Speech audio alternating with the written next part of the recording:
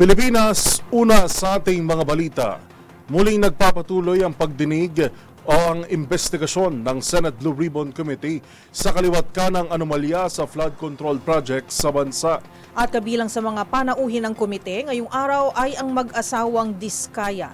Gayon din sina Votas Representative Toby Tiangco na naging sentro rin ng komprontasyon sa Kamara. Ang mga nagbabagang detalye ay ihahatid live ni Raymond Dadpaas. Raymond. Itinuro ni Congressman Toby Tiangco ang small committee sa Kamara de Representantes na siyang nakakaalam sa mga insertion sa budget bago makarating sa Bicameral Conference Committee. Sa kanyang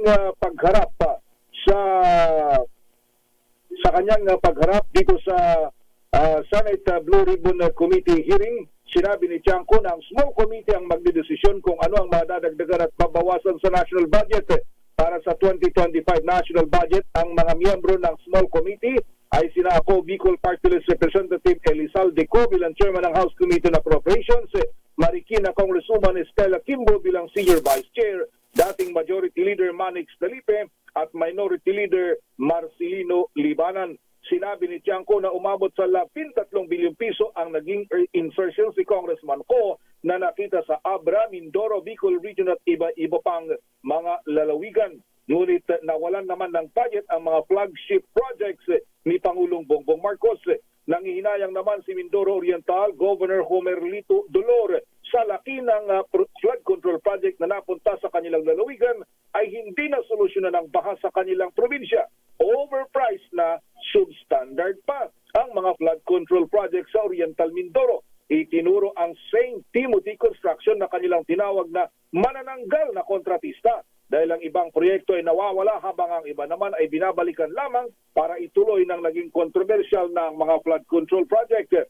Ngunit ang pinakamatinding bombshell ngayon dito sa hearing ng Senate Blue Ribbon Committee ay ng pangalanan ng mag-asawang Sara at Curly Diskaya, ang mga congressmen at opisyal ng DPWH na tumatanggap umano ng pinakamababa sa 10 hanggang 30, pinakamataas na 30% sa bawat proyekto. Banggitin natin yung mga congressmen o panguna sa listahan ay si dating Undersecretary for the Office of the Presidential Assistant for the Visayas na si Terence Calatrava, Congressman Roman Romulo Pasig, Congressman Jojo Ang ng Uswag Ilonggo Party List, Congressman Patrick Michael Vargas, Quezon City, Congressman Arjo Atayde ng Quezon City, Congressman Nicanor Briones ng Aga Party List, Congressman Marcelino Teodoro ng Marikina, at ganoon din si Congressman Rida Robes ng San Jose del Monte, Bulacan, Congressman Eliandro Jesus Madrono ng Romblon,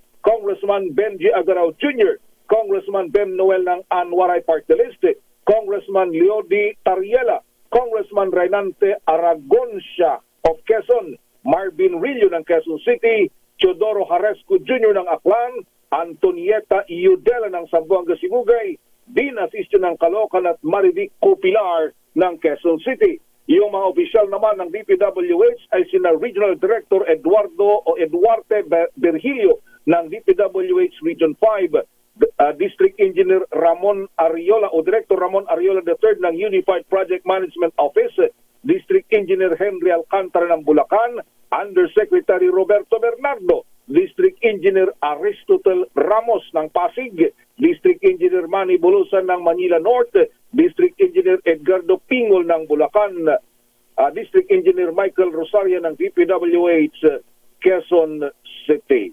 Ilan sa mga pagkakabanggit dito ay paulit-ulit na nababanggit ang pangalan ni Congressman Saldico na siya umanong nangasiwa sa insertion sa nasabing mga proyekto. Kumarap naman si Regional Director Virgilio at Engineer Alcantara at itinatanggi na sila ay tumanggap ng pera, pero ang sabi ni Curly Diskaya, itong si Regional Director Eduardo Virgilio ng Bicol Region, ay nagsauli ng pera.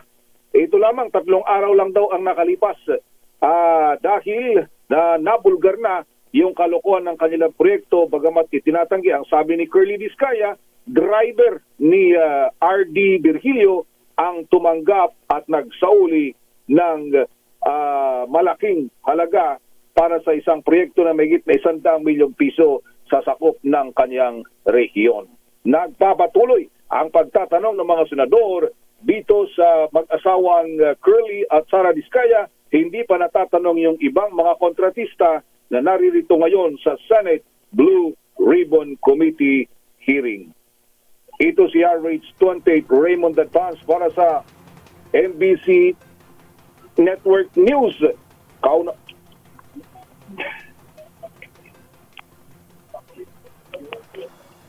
Maraming salamat Raymond Dadpaas.